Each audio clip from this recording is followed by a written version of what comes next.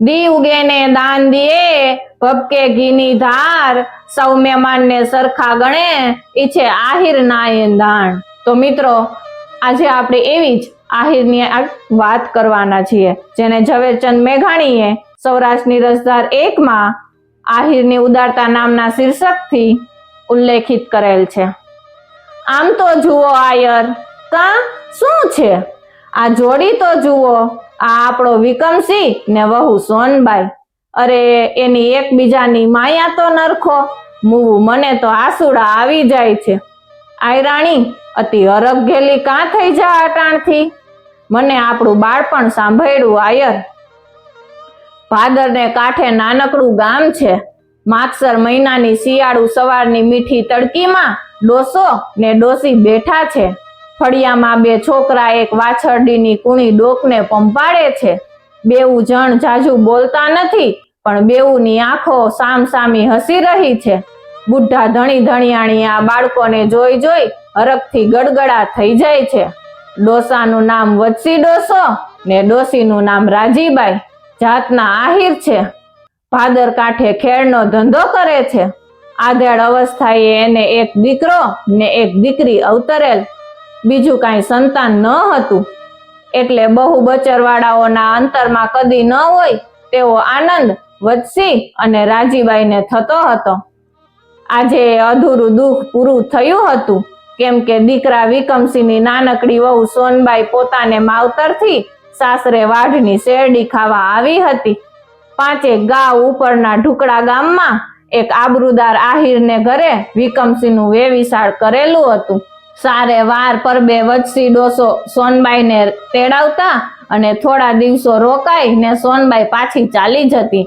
વિકમસિંહ 10 વર્ષનો ને સોનબાઈ 8 વર્ષની. કળજુગ્યો વાયો નથી હજી. ઘોડા વરવહુ આઘેથી એકબીજાને જોઈ લેતા, સામસામા મીટ માંડી ને ઊભા રહેતા. નિરખતા ધરવ થાતો ન હતો. માયા વધતી જતી હતી. 4 જમણ રોકાય ને જ્યારે સોનબાઈ માવતર જાતી ત્યારે વિકમસિંહ એકલો ભાદરના કાંઠે જઈ ને છાનો માનો રોયા કરતો. પાછો બીજા પરબની વાટ જોઈ ને કામે લાગી જાતો ને કામ પણ મીઠું થઈ પડતું.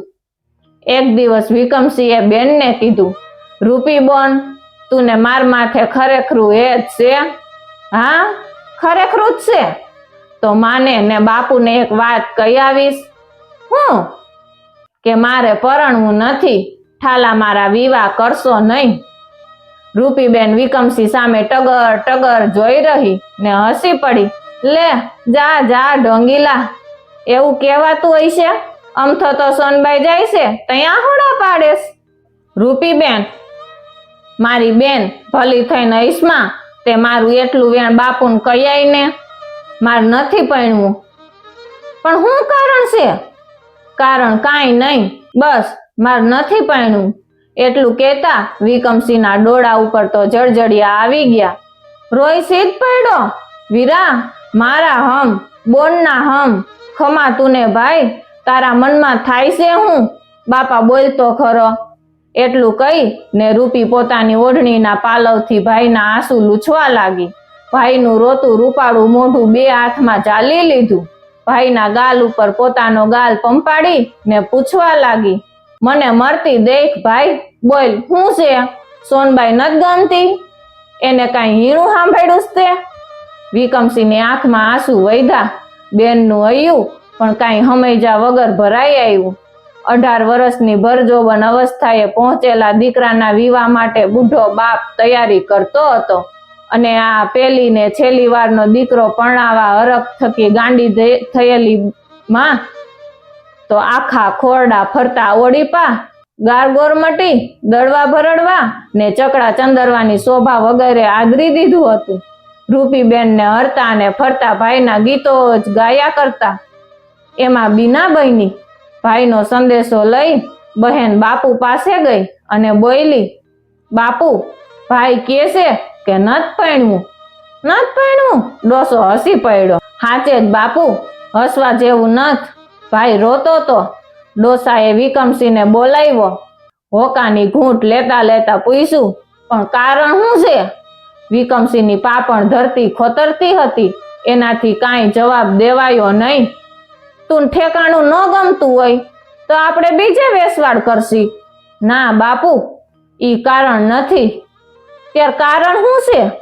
હવે તો હું માંડ માંડ એકાદ પસેડો ફાડીશ ને તારી માં પણ ખૈરું પાન ગણાય. અમને અવતાર ધરી ને આ પેલો ને સેલો એક લાવો તો લેવા દે બાપ, અમારા મોજ સુધરશે. બાપનું દયામણું મોં દેખી ને વિકમસિંહ ઘડીક પર પોતાનું દુઃખ વિસર્યો, ચૂપ રહી ને ચાલ્યો ગયો. બાપે માન્યું કે દીકરો માની ગયો. કોઈને બીજો કશોય વહેમ થયો નહીં. કોઈને સાચી વાતનું ઓસાણ પણ ચડ્યું નહીં. લગ્ન થઈ ગયા. 16 વર્ષની સોનબાઈ સાસરે આવી. અંતર ફાટ ફાટ થતું હતું. આજે મેળાપની પહેલી રાત હતી. મીઠી ટાઢ, મીઠી સગડી ને મીઠામાં મીઠી પ્રીતળી એવી મા મહિનાની ગળતી રાત હતી. ચોખ્ખા આભના ચાંદો ને ચાંદરવા નીતરતા હતા. એવી મા મહિનાની રાતને પહોરે બાપુના પગ દબાવી ને વિકમસિંહ ઓરડે આવ્યો. પોતે જાણે ચોરી કરી હોય એમ લપાતો લપાતો આવ્યો. ઊભો થઈ રહ્યો. આશાભરી સોનબાઈએ ધણીના મોં પર લગ્નની પહેલી રાતના તેજ દીઠા નહીં. નાનપણના ઉમળકા જાણે ક્યાં ઉડી ગયા છે અને પૂછ્યું, કાં આયર, શું થઈ ગયું? વિકમસિંહ ગડગડો થઈ ગયો. થોડી વાર તો વાચા જ ઉઘડી નહીં. હોઠે આવીને વેણ પાછા કોઠામાં ઉતરી જાતા. સોનબાઈ ઢુકડી આવી. કાંડું જાયલું, તું મને અડીસમાં આયરાણી, હું નકામો છું. કાં? હું પુરુષાતનમાં નથી. મા બાપને મેં ઘણી ના પાડી હતી, પણ કોઈએ મારું કહ્યું માન્યું નહીં. કોઈ મારા પેટની વાત સમજ્યું નહીં. તે પણ શું છે? બીજું તો હું કરું? આણું આવે ત્યાં સુધી તો તારે રોકાવું જ પડશે. પછી માવતર જઈ ને બીજો વિવાહ ગોતી લેજે. મેં તને બહુ દુખી કરી. ભાગમાં માંડ્યું તું મિથ્યા ન થયું. અરે આયર, આમ સીધ બોલો છો? એથી શું થઈ ગયું? કાંઈ નહીં, આપણે 2 જણા ભેડા રહીને હરિભજન કરશું. સાંભળીને વિકમસિંહનો ચહેરો ચમક્યો. વળી ઝાંખો પડી ને બોલ્યો, ના ના, તારું જીવતર નહીં બગાડું. મારું જીવતર બગડશે નહીં, સુધરશે. તમ ભેડી સુખમાં રહીશ. બીજી વાતું મેલી દ્યો. ખોડામાં માથું લઈને મોવાડા પંપાડતા પંપાડતા સ્ત્રીએ પુરુષને સુવડાવી દીધો. વિકાર સંકોડીને પોતે પણ નીંદરમાં ઢળી. કોડિયાના દીવાની જ્યોત 2 જણાના નિર્દોષ મોઢા ઉપર આખી રાત રમતી હતી. એવી 9 રાતો વીતી ગઈ. 10મા દિવસે માવતરના ઘરેથી સોનબાઈનો ભાઈ ગાડું જોડી બહેનને તેડવા આવ્યો અને 10મી રાતે વિકમસિંહે સોનબાઈને રજા દીધી. તું સુખેથી જા, હું રાજી ખુશીથી રજા દઉં છું. હઠ કરમાં ઉઈગો એને આથમતા વાર લાગશે. આયર, ધક્કો દઈને સીધને કાઢો છો? મારે ન જાવું. તમારી જોડે જ રહેવું છે. મારે બીજું ત્રીજું કાંઈ નથી કરવું. ધણીના પગ ચાલી ને સોનબાઈ ચોધાર આંસુએ રોઈ પડી. એમને એમ આંખ મળી ગઈ. સવારે ઉઠી ગાડા સાથે પિયરના કુટુંબની જે છોડી આવેલી એની મારફતે પોતાના ભાઈને કહેડાવડાવ્યું, મને તેડી જશો તો મારું સારું નહીં થાય. મારે લાખ વાતે પણ આવવું નથી. તમે વેડાસર પાછા ચાલ્યા જાઓ. ભાઈને કારણ સમજાણું નહીં, પણ એને લાગ્યું કે આગ્રહ કરીને બેનને તેડી જવાથી ઘરમાં કાંઈક કલેશ થવાનો હશે, એટલે એણે વેવાઈને કહ્યું, વત્સી પટેલ, મારાથી ભૂલમાં તેડવા અવાઈ ગયું છે, પણ આ તો કમૂરતા હાલે છે. ઈ વાતનું તો મને ઓહાણ જ નહોતું. હવે ફરીવાર લેવા આવીશ. એટલું કહી ભાઈએ ગાડું પાછું વાળ્યું. વત્સી ને રાજીબાઈ ડોસો ડોસી 2 હવે જગ જીતા હોય એવા સુખના દિવસો વિતાવે છે. સામી ઓસરીએ બેઠા બેઠા 2 ડોસલા પોતાની ડાઈ ડમરી દીકરી વહુના દિલનો વળાંક જોયા કરે છે. પરોઢીએ વહુ ઘંટી ફેરવે છે, સૂરજ ઉગે વહુ વલોણું ઘુમાવે છે, ભેંસો દોવે છે, વાસિંદા કરે છે અને ઘરને ચોખ્ખું ચોખ્ખું ચણક જેવું કરી દે છે. મોતી ભરેલી ઈંઢોણીએ ત્રાંબાડું એલના બેડા લઈને આવે છે ને પાછા 10 જણાની રોટલી ટીપી નાખે છે. નાની વહુ વીજળી જેવા ધબકારા ઘરમાં કરતી રહી છે. શું એનું ગરવું મોઢું. સાસુ સસરાને હેતના જળજળિયા આવી જાય છે, વાતો કરે છે. હવે તો આયરાણી એક વાત મનમાં રહી છે, આ રૂપીને કોઈ સારું ઠેકાણું મળી જાય. એની ફિકર આપણે સી પડી છે આયર? એને જ ભાઈ જેવો ભાઈ છે, આ ફેડો રૂપીને ઠેકાણે પાડશે. પોતાના સુખમાં બેનનું સુખ વિસરી તો નહીં જાય ને. પણ મારી ચતુર વહુ ક્યાં વિસરવા દે એવી છે. આયરાણી તો એ અબલખા રહી જાય છે હો.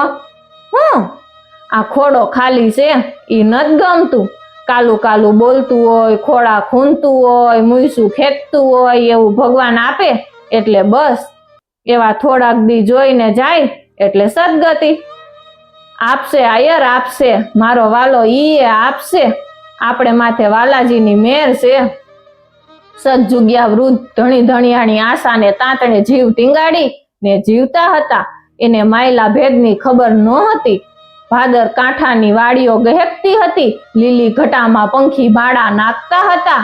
આઘે આઘે ઊની લૂ વાતી હતી ને તરસ્યા હરણા ઝાંઝવાના જળને લોભે દોડ્યા જતા હતા. વિકમસી સાતી હાંકતો હાંકતો ઊભો રહી જાય છે. સમજ્યા વગર બળદની રાસને ખેંચી રાખે છે. વિચારે ચડે છે, આ અસ્ત્રીના રૂપ ગુણને મેં રોડી નાખ્યા. આવા સોજા સીડને માથે મેં કુવાડો માર્યો. આ બધું મેં શું કરી નાખ્યું? માણસોને મેં વાતો કરતા સાંભળ્યા છે કે પુરુષાતણ વગરના પુરુષે તો અસ્ત્રીના લુગડા પહેરી પાવૈયાના મઢમાં બેસવું જોઈએ, નહીં તો સાત જન્મારા આવા ને આવા જ આવે છે. હું ભાગી જાઉં, આ સ્ત્રી પણ મારા ફાંસલામાંથી છૂટે અને સુખી થાહે. પણ મારા ઓસિયાળા મા બાપનું ને મારી પંખણી બનનું શું થાહે? નિસાસો મૂકી ને વિકમસી વળી પાછો સાતીડે વળગતો, પણ એને જપ ન હતો. 4-5 મહિના આમનમ ચાલ્યું. તેવામાં વચ્ચી ડોસો ગુજરી ગયો. રાજી ડોસી પણ એની પછવાડે ગયા. હવે વિકમસીનો માર્ગ મોકળો થયો. રાતે જેણે વાત ઉચ્ચારી, તને ઘણા મહિના થઈ ગયા માવતર ગઈ નથી. તેદી તારો ભાઈ બાપડો કોચવાઈને પાછો ગયેલો. તારા માવતર પણ કોચવાતા હશે, માટે રાજી ખુશીથી એક આંટો જઈ આઈને. તમે મને ફોસલાવો છો, મારે નથી જવું. ના ના, તું વહેમમાં નહીં રે. લે હુંય ભેળો આવું બસ. હા તો જઈ આવીએ. ગાડું જોડી ને 2 જણા ચાલ્યા. સોનબાઈના માવતરને તો આજ સોનાનો સૂરજ ઉગ્યા જેવું થયું. પણિયારીઓના અને ચોરે બેઠેલા માણસોના મોંમાં પણ એક જ વાત હતી કે કાંઈ જોડલી તો જો જાયમી છે, કાંઈ દીનોના ધ્રુઠો છે. વિકમસીએ પોતાના સસરાને એકાંતે લઈ જઈ ને ફોડ પાડ્યો. મારે નગર જઈ ને પાવૈયાના મઢમાં બેસવું છે. હું રાજી ખુશીથી છોડું છું. મેં મહાપાપ કર્યું છે. હવે સારું ઠેકાણું ગોતી અને જટ આપી દેજો. વાત સાંભળી ને સોનબાઈનો બાપ સમસમી રહ્યો. એને પણ સલાહ લીધી કે સાચું ભાઈ, નગર જઈ ને કરમ ધોવો, તે વિના તો ભૂંડા અવતારનો આરો નથી. બાપ બિચારો સોનબાઈના મનની વાત નહોતો જાણતો. એને માન્યું કે દીકરીના દુઃખનો પણ ઉપાય થશે. એને વાત પેટમાં રાખી દીધી. બીજા દિવસે વાડું કરી ને સૌ સૂઈ ગયા. કોરોના તરીકે વિકમસીની પથારી તો ફળીમાં જ હતી. ચોમાસાની રાત હતી. મેં વરસતો હતો. કોઈ સંચળ સાંભળીને જાગે તેવું ન હતું. એ વેટાણે ગાડું જોડી ને વિકમસી છાનો માનો નીકળી ગયો. ચોમાસાની રાતના તમરા રસ્તાની 2 દ્રશ્ય રોતા હતા. નદી નેરા ખડખડીને દોડતા જાણે કાંઈક ખોવાણું હોય એની ગોતણ કરતા હતા. પ્રભાતે જમાઈની ગોતણ ચાલી ત્યારે સોનબાઈના બાપે સહુને બધી વાતનો ફોડ પાડ્યો. સાંભળીને ઘરના સહુ નાના મોટાએ શ્વાસ હેઠા મેલ્યા. માએ માયનું કે મારી પદમણી જેવી દીકરી જીવતા રંડાપામાંથી ઉતરી ગઈ. આખા ઘરમાં એક સોનબાઈનું કાળજું જ ગવાણું હતું. મનમાં બહુ પસ્તાવો ઉપડ્યો. અહીં હું સીધ આવી, અરે મને ભોળવીને ભૂલવાડી ગયો, મને છાની રીતે છેતરી ગયો.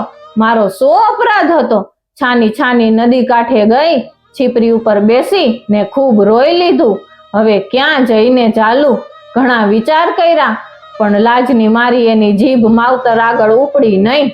થોડા દિવસે ખબર આવ્યા કે વિકમસી તો પોતાની ઘર સંપત કાકાને સોંપી રૂપીને સારે ઠેકાણે પરણાવવાની અને સંપત એના કરિયાવરમાં આપવાની ભલામણ દઈ બહેનને ખબર કર્યા વગર ઘોડીએ ચડી ને નગરના મઢમાં પાવૈયો થવા ચાલ્યો ગયો છે.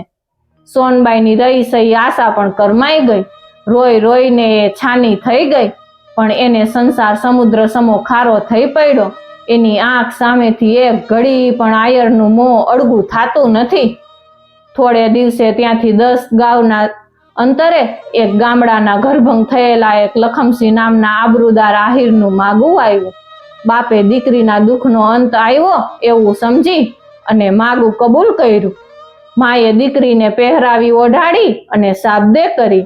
મીઠડા લઈ ને માં બોલી કે બાપ મારા ફૂલ, હરીની મોટી મેર તે તારો ભવ બગડતો રહી ગયો.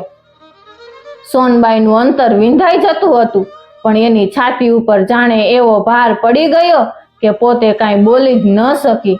નવા ધણીની સાથે નવે ઘેર ચાલી. શિયાળાના દિવસો છે. આભમાંથી કુંજળાએ નીચે ઉતરીને જાણે પાતળી જીભે સંદેશો દીધો કે મેં ગયો છે, લાણી પડી ગઈ છે, ગામડા ખાલી થઈને સીમો વસી ગઈ છે, ધાનના ડુંડા વઢાઈ રહ્યા છે. નીચા નમીને મોલ વાઢતા દાળિયા વચ્ચે પોરો ખાવા ઊભા થાય છે અને દાતરડી ગળે વલગાડી દઈને મીઠી ચલમો પીવે છે. છોડીઓ એકબીજીને હસતી ગાય છે. ઓલિયા પાંદડાને ઉડાડી મેલો હો પાંદડું પરદેશી, ઓલી મોતરડીને ઉડાડી મેલો હો પાંદડું પરદેશી, એનો સસરો આણે આવ્યો હો પાંદડું પરદેશી, મારા સસરા ભેડી નહીં જાવું હો પાંદડું પરદેશી, એનો પરણિયો આણે આવ્યા હો પાંદડું પરદેશી, મારા પરણિયા ભેડી જટ જાવું હો પાંદડું પરદેશી. પંખી ઉડે છે, ટોયા હંકારે છે. ચોમાસામાં ધરાયેલી ટાઢી પોચી ભો કઠણ બની જાય તે પહેલા ખેડી નાખવા માટે ડાયા ખેડૂતોએ સાતીરા જોડી દીધા છે. લખમસિંહે પણ ખડામાં ડુંડા નાખી પોતાના ખેતરમાં હર જોડ્યું છે. આધેડ ઉંમરનો લોટકો આદમી રૂડો લાગે છે. એના ખેતરની પાસે થઈને જ એક ગાડા માર્ગ જતો હતો. તે માર્ગે ગામમાંથી એક ભતવારી ચાલી આવે છે. એ ભતવારી સોનબાઈ છે. બપોર ટાણે સાતી છૂટવાના સમયે સોનબાઈ નવા ધણીને ખેતરે ભાત લઈને જાય છે. ધીરા ધીરા ડગલા ભરે છે. સામેથી પાવૈયાનું એક ટોળું તાળોટા વગાડતું ચાલ્યું આવે છે. એને દેખતા જ સોનબાઈને વીતેલી વાત સાંભળી આવી. તરીને પોતે ટોળું વટાવી ગઈ. ત્યાં તો દીઠું કે ટોળાની પાછળ આધરે એક જુવાન ઘોડીએ ચડીને ધીમો ધીમો ચાલ્યો આવે છે. ધણીના ખેતરને શેઢે છીંડી પાસે સોનબાઈ ઊભી રહી. અસવાર નજીક આવતા જ ઓળખાણો એ વિકમસિંહ હતો. પાવૈયાના મઢમાં બેસવા ગયેલું. સ્ત્રીના લુગડા પહેરવાની માગણી કરેલી, પણ મઢના નિયમ મુજબ 6 મહિના સુધી તો પુરુષ વેશે જ માથે રહી અને પોતાના પુરુષાતનની ખોટની ખાતરી કરાવવાની હતી. હજુ 6 મહિના નહોતા વીતા. વિકમસિંહ પાવૈયાના ટોળા સાથે માગણી કરવા નીકળ્યો છે. જોગ માંડ્યા હશે તે આ ગામે જ એને આવવાનું થયું છે. 2 જણા સામસામા ઓળખ્યા. વિકમસિંહે પણ ઘોડી રોકી. 2 નીચી નજરે ઊભા રહ્યા. સોનબાઈની આંખમાંથી આંસુ ચાલવા લાગ્યા. અંતે એના હોઠ ઉઘડ્યા. આમ કરવું તું સુખી છો? વિકમસિંહથી વધુ કાંઈ ન બોલાયું. હું તો સુખી જ હતી, છતાં શું કામ મને રજડાવી? ત્યાં શું તારો ભવ બગાડું? બગાડવામાં હવે સી બાકી રહી આયર? આંસુ ભરી આંખે 2 જણા ઊભા છે. ખેતરને શેઢે લખમસિંહ સાતી આપતો હતો. તે સાતી ઊભું રાખી અને આ બધું જોઈ રહ્યો છે. પોતાની સ્ત્રીને અજાણ્યા જણ સાથે ઊભેલી ભાળી ને એની આંખો વહેમમાં હતી. વિકમસિંહે પૂછ્યું, ભાત જા છો? તારું ખેતર ક્યાં છે? આ છે મારું ખેતર. હાથી આંખે ઈ જ મારો ધણી. હા, હવે તો એમ જ ને. જો તારો ધણી અહીંયા જોઈ રહ્યો છે, ખીજાશે. તું હવે જા. જઈશ તો ખરી જ ને? કહેવું તે ભલે કે, પણ આયર તમે બહુ બગાડ્યું. સુખ સાથે રહી પ્રભુ ભજન કરત, પણ તમે મારો માળો વીખી નાખ્યો. શું કહું? ચોધાર આંસુ ચાલી નીકળ્યા છે. વેણે વેણે ગળું રૂંધાય છે. વિકમસિંહે જવાબ વાળ્યો, હવે થવાનું હતું એ થઈ ગયું. વિસરવું? હા, સાચું, વિસરવું. બીજું તો હું? આગે આગે પાવૈયાનું પેડું ઊભું રહી અને વિકમસિંહની વાટ જુએ છે. ખેતરને શેઢેથી લખમસિંહ જુએ છે. લે હવે રામ રામ. સોનબાઈ અકળાઈ ગઈ. ઘોડીની લગામ ઝાલી લીધી. ઓસિયાળી બનીને બોલી, મારું એક વેણ રાખો ને. 1 ટક મારા હાથનું જમીન જાઓ. એટલેથી મને શાંતિ વળશે, વધુ નહીં રોકવું આયર. ગાંડી થઈ ગઈ?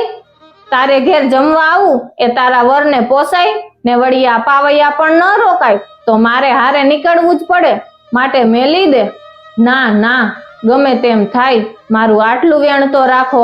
ફરી મારે ક્યાં કેવા આવું છે તમને? ઠીક, પણ તારો ધણી કહેશે તો જ મારાથી રોકાવાશે, એટલું કહી અને એને ઘોડી હાંકી. નિસાસો નાખી ને સોનબાઈ ખેતરમાં ચાલી. લખમસી સાતી છોડી ને રોટલો ખાવા બેઠો. પોચવાઈને એને પૂછ્યું, કોની આયરે વાત કરતી હતી? કેમ રોઈ છો?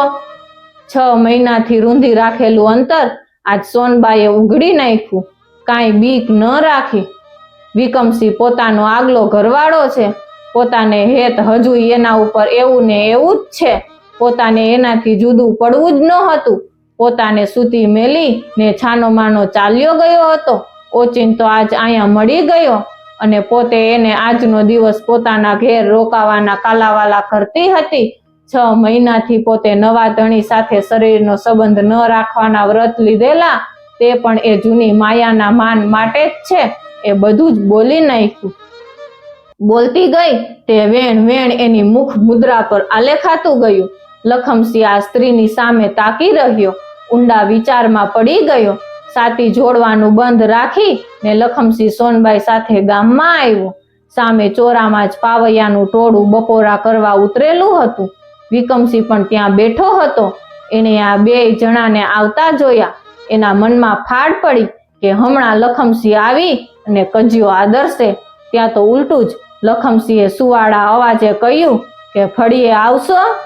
વિકમસીને વહેમ પડ્યો કે ઘેર લઈ જઈ ને ફજેત કરશે, પણ ના ન પડાય. એકવાર સોનબાઈને મળવાનું મન થયું. મુખીની રજા લઈ ને ભેડો ચાલ્યો. ઘોડી લખમસીએ દોરી લીધી. બીક હતી ને ઈ ટળી ગઈ. લખમસીના આદરમાન બીજે ક્યાંય નહોતા દીઠા. કોડે કોડે રાંધેલું મીઠું ધાન લખમસીએ પરોણાને તાણખેંચ કરીને ખવડાવ્યું. ઢોલિયાને ઘડીક ઢાળી ને મહેમાનને બપોરની નીંદર કરાવી અને ધીરે ધીરે વિકમસીના મનની રજે રજની વાત એણે જાણી લીધી. વાતોમાં સાંજ નમી ગઈ. લખમસીમાં ખેડૂતનું હૈયું હતું. ઝાડવા ઉપર પંખીની અને વગડામાં હરણાની હેતપ્રીત એણે દીઠી હતી. એણે અહીં આ 2 જણને જુરી મરતા જોયા. એ ભીતરમાં ભીંજાઈ ગયો. પોતે સોનબાઈ વેરે પરણ્યો છે એ વાત જ ભૂલી ગયો. એનાથી આ વેદના દેખી જાતી ન હતી. દિવસ આથૈમો એટલે પોતે ઉઠ્યો. ફળીમાં માતાની ડેરી હતી તે ઉઘાડી અને ધૂપ કર્યો. માતાજીની માળા ફેરવવા બેઠો. પોતે માતાનો ભગત હતો અને ભૂવો પણ હતો. રોજ રોજ સંધ્યા ટાણે માતાના ઓરડે આવી ને પોતે જાપ કરતો. આજ માળા ફેરવી એને માતાજીની સ્તુતિ ઉપાડી.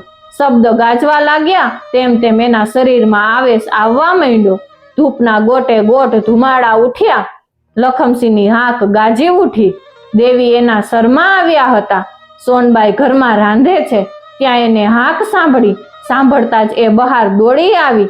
આયરને ખરા આવેશમાં દીઠો. પોતાને ઓસાણ આવી ગયું. વિકમસીને ઢંઢોળીને કહ્યું કે દોડ આયર દોડ, ઝટ પગમાં પડી જા.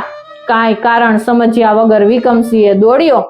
પગમાં માથું નાખી દીધું. ધૂણતા ધૂણતા લખમસીએ પોતાના 2 હાથ એને માથે મૂકી અને આશીષ આપી કે ખમા ખમા તુને બાપ.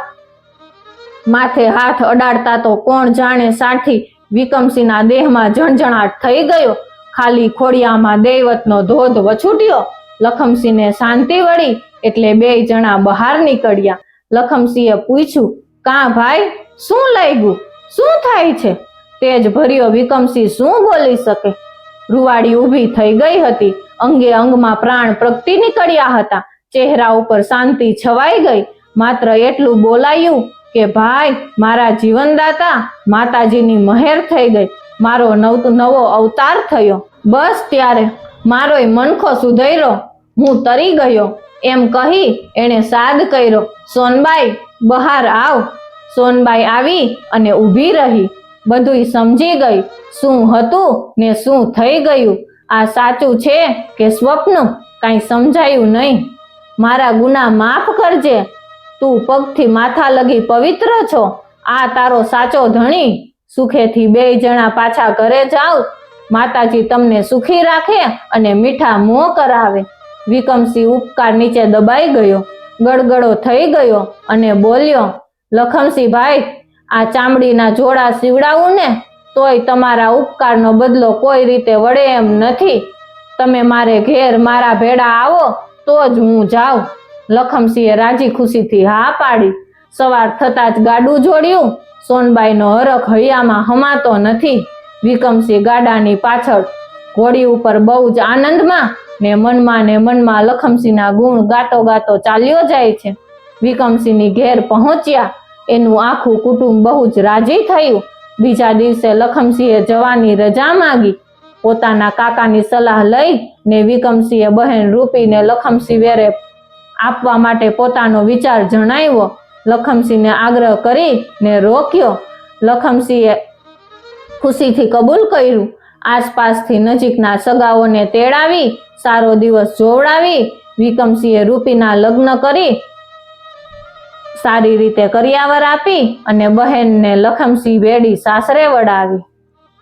જો મિત્રો તમે ચેનલ પર નવા હોય અને ચેનલને હજુ સુધી સબસ્ક્રાઇબ ન કરી હોય તો ચેનલને સબસ્ક્રાઇબ કરો અને પાસે આપેલા બેલ આઇકોનને પ્રેસ કરો જેથી નવા વિડીયોઝના નોટિફિકેશન સૌથી પહેલા તમે મેળવી શકો.